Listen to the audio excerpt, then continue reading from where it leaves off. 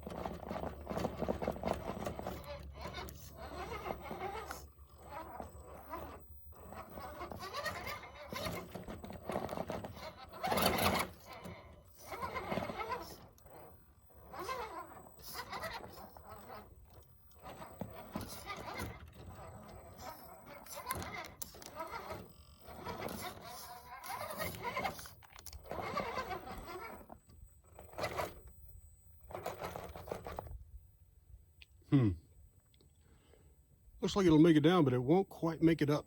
Definitely got to do some work on that nose weight. Okay, guys, that does it for this segment. Let's take it home, get it on the table, and talk about it a little bit.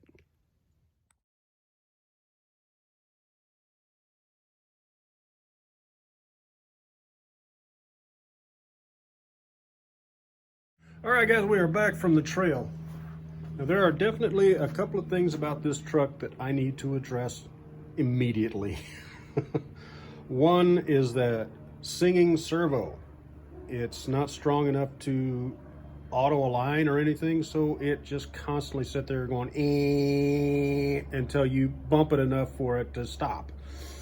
That really bugged me on the trail. Other people noticed it too while I was driving, and that was really annoying. But whole different thing. Most likely the servo is going to have to be replaced on all of these anyway, just because it's a Spectrum 605 metal gear servo.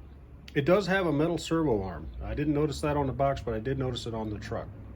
That's sort of a plus.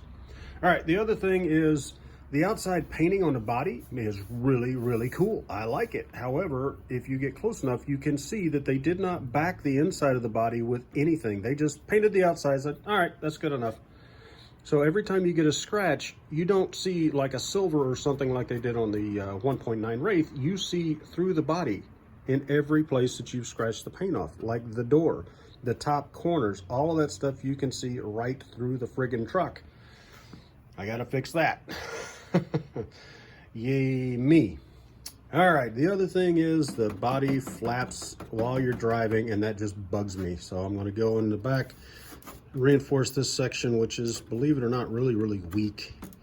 I'm going to reinforce that with some Gorilla Tape just to strengthen up just this section, because the rest of it seems okay, but just these lower sections are super flimsy from about mid-door back, because it's like it's nothing. It's crazy. So I got to fix that.